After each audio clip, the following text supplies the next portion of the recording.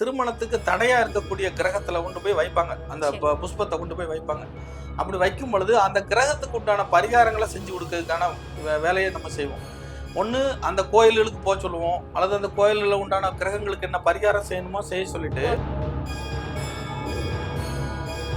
பொதுவா திருமணம் முடியறதுக்கு தடையா இருக்கக்கூடிய கிரகங்கள் பாத்தீங்கன்னா ராகு கேதுக்கள் இருப்பாங்க, சனி சம்பந்தப்பட்ட கிரகங்கள் இருக்கும். பொதுவா சனீஸ்வரன் தான் அந்த திருமணத்தை தாமதப்படுத்திக்கிட்டே போவார். அதாவது நான் 35 வயசு வரைக்கும் திருமணம் தாமதமாகிறது, 37 வயசு வரைக்கும் திருமணம் தாமதமாகிறது, இது மாதிரியான விஷயங்கள் எல்லாமே. சொந்தமா கம்பெனி வச்சிருப்பாங்க, ஆபீஸ் வச்சிருப்பாங்க, சினிமா சம்பந்தப்பட்டது ஏதாவது இருக்கும், அவங்களுக்கு வைக்கிறதுக்கு பஞ்ச குபேர யந்திரம். அப்ப அதிர்ஷ்டமும் வேணும், உழைப்பும் வேணும். அந்த அதிர்ஷ்டத்தை கொஞ்சம் இருந்தாதான் உழைப்பு அங்க வேலை செய்யும். வெறும் உழைப்பு மட்டும் வேலை செய்யும்.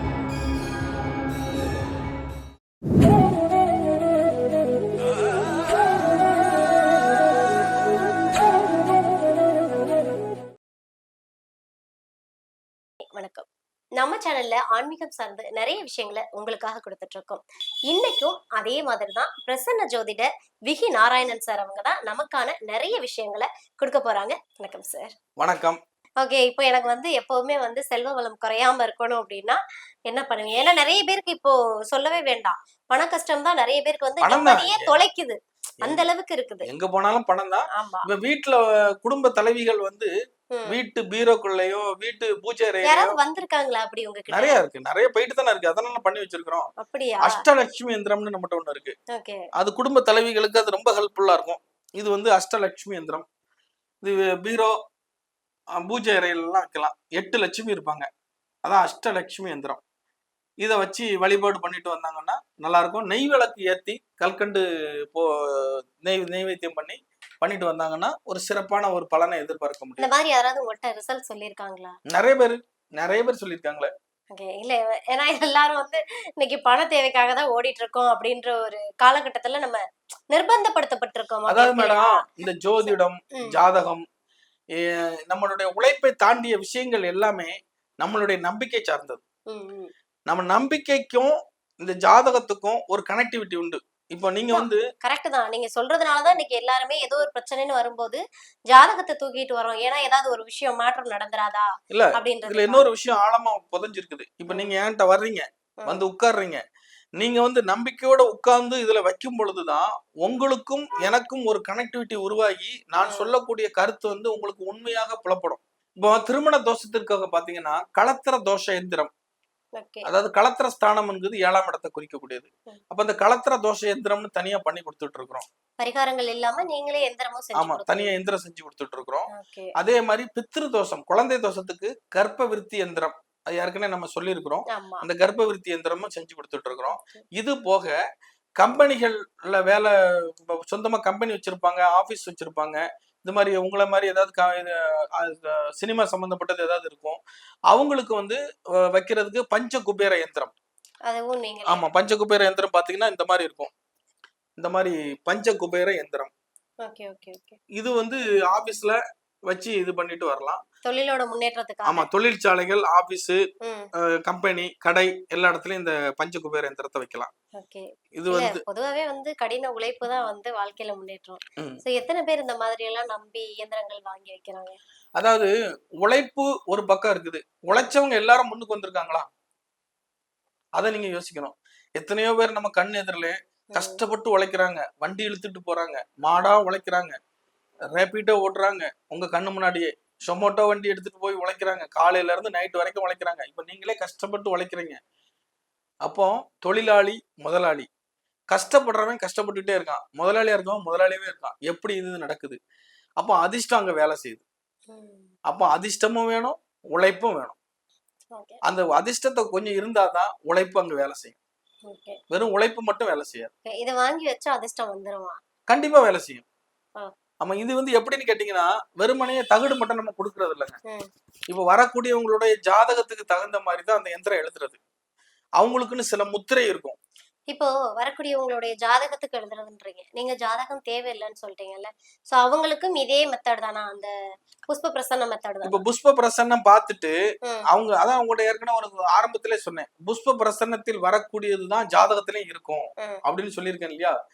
இந்த இப்ப பிரசன்னம் பார்த்து முடிச்ச பிறகு அவங்களுக்கு தொழில் சம்பந்தப்பட்டது வந்துச்சுன்னா, ம். அவங்களுடைய சுய ஜாதகத்தை செக் பண்ணிக்குவேன். இப்ப ஜாதகம் இல்லன்னா? ஜாதகம் இல்லன்னா இந்த புஷ்ப பிரசன்னத்துல வரக்கூடிய 10ஆம் இடத்துல வச்சு தொழில் ஸ்தானத்த வச்சு நான் எந்திரம் போட்டுப்பேன். Okay, okay, okay. புரியுதுங்களா உங்களுக்கு? அப்படி பண்ணிப்பேன். ம், அப்ப ம், அதுல என்ன கிரகங்கள் வருது? அதுல என்ன அது எது 10ஆம் வீடு எதா வருது? ம். அந்த கிரக ஆதிக்கத்துல அவங்களுக்கு அந்த தொழில் சம்பந்தப்பட்ட விஷயத்த நான் போட்டு குடுப்பேன். ஓரளவு வந்து இப்போ ஆன்மீகம் சார்ந்து போறவங்க நெறைய பேர் வந்து ஜாதகத்த தான் நம்புவாங்க. இந்த பிரசன்னத்த வந்து நம்பி உங்ககிட்ட வராங்களா? நெறைய பேர் வராங்க. நெறைய பேர் பலன் அடைஞ்சிருக்காங்க. நான் நெறைய பேட்டி குடுத்துருக்கேன். இதுல என்னன்னு கேட்டீங்கன்னா, இப்ப நீங்களே உணர்ந்திருப்பீங்க. நான் உங்க முன்னாடியே உங்களுக்கு செஞ்சு காட்டுனத உணர்ந்திருப்பீங்க. இப்ப நான் வந்து ஒரு வேலையில இருக்கேன். ம், அதனால நீங்க வந்து சொல்ட்டீங்க. ம். இப்ப வந்து இங்க இருக்க ஒரு பையன நான் கூப்பிட்டு சொல்றேன். கூடுங்க. ஓகேயா? ம். அவங்களுக்கு உங்களால சொல்ல முடியுமா? கண்டிப்பா சொல்ல முடியும். ஏன்னா உங்களுக்கு தெரியும். நான் உட்கார்ந்திருக்கேன். நான் ஒரு வேலையில இருக்கேன். கண்டிப்பா வேலையும், பணமும் வந்து ஒரு தேவையான ஒரு விஷயம். சரி. So okay. அதனால நான் கூப்பிடுறேன். நீங்க சொல்லுங்க. வர அ சொல்லுங்க. தம்பி உங்களுடைய பெயர் சொல்லுங்க. சேது மாதவன். உங்களோட வயசு? 20. உங்க குலதெய்வத்த மனசுல வேண்டிட்டு, இதுல 1ல இருந்து 12க்குள்ள பூ ஒரு கட்டத்தையும், பழத்த ஒரு கட்டத்திலயும் வேணும்.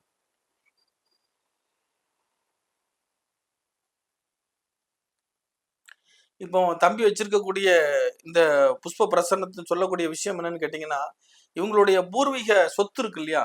பூர்வீக சொத்து சம்பந்தமான பிரச்சனைகள் இவங்க குடும்பத்துல வர்றதுக்கான வாய்ப்புகள் இருக்குது. ஒண்ணு குடும்ப சொத்துக்கள பிரிக்கிறதுக்கு ஏதாவது ஏற்பாடு பண்ணுவாங்க. அல்லது குடும்ப சொத்து நிலம் சார்ந்த பிரச்சனைகள் குடும்பத்துக்குள்ள வர்றதுக்கான ஒரு வாய்ப்புகள் உண்டு. அதே மாரி இவங்க குடும்பத்துல யாராச்சும் ஒருத்தருக்கு நோய்வாய்ப்பட்டு மருத்துவ செலவுகள் வருவதற்கான வாய்ப்புகள் உண்டு. ஒண்ணு சகோதர சகோதரிகளுக்கோ அல்லது அம்மா அப்பாவுக்கோ யாருக்காவது மருத்துவ செலவுகள் செஞ்சுட்டு இருக்கிறதுக்கான ஒரு வாய்ப்பு உண்டு. அதே மாதிரி இவரும் வேலை சம்பந்தமாக ஏதாவது முயற்சி செய்து அடுத்த இடத்துக்கு தாவறதுக்கான ஒரு முயற்சியை நோக்கி மேற்கொண்டுட்டு இருப்பார். Super sir. ஆக்சுவலி நீங்க சொன்ன விஷயங்கள் வந்து ஓரளவு வந்து அந்த வாழ்க்கையோட கனெக்ட் ஆகுதுன்னே சொல்லலாம். ம். புஷ்ப பிரசன்னம் இருக்கு இல்லையா? சோ இது சார்ந்து இப்ப ஒருத்தவங்களுக்கு திருமணம் ஆகல அப்படின்னு வராங்க அப்படின்னா, அவங்களுக்கு நீங்க என்ன மாதிரியான வழிமுறைகள் சொல்லுவீங்க?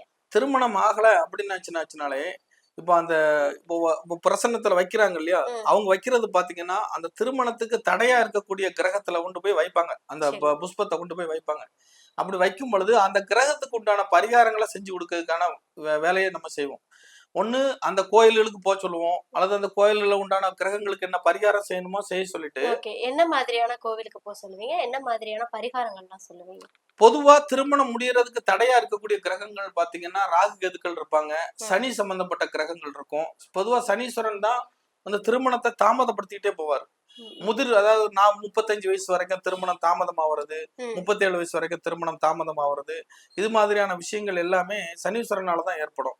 அப்ப பொதுவா சனி சம்பந்தப்பட்ட பரிகாரங்களே உங்களுக்கு பண்றதுக்கான வாய்ப்புகள் நாங்க அதிகமா பண்ணுவோம். Okay, okay. அதுதான் திருமண தடைக்கானது. ம். அதே மாரி சில பேருக்கு சிம்பிளான பரிகாரமும் வரும். இப்ப சனி கிரகங்கள் சம்பந்தப்படல, ராகு கேது சம்பந்தப்படல, வெறுமனே ஒரு மாலை போட்டா போதும், ம். பெருமாளுக்கு மாலை போட்டா போதும், முருகனுக்கு மாலை போட்டா போதும்னு அப்படி ஏதாவது வந்துச்சுன்னா கூட அப்படியும் செஞ்சு செஞ்சு குடுப்போம். கண்டிப்பா நம்ம மக்களுக்கு இந்த வீடியோ பார்க்குறவங்களுக்கு ஏதாவது சந்தேகம் இருந்ததுன்னா, கமெண்ட் பண்ணுங்க. கண்டிப்பா வந்து சாமி இதுக்கான வழிமுறைகள உங்களுக்காக குடுப்பாங்க. ரொம்ப நன்றி சார். நன்றி. ரொம்ப நன்றி.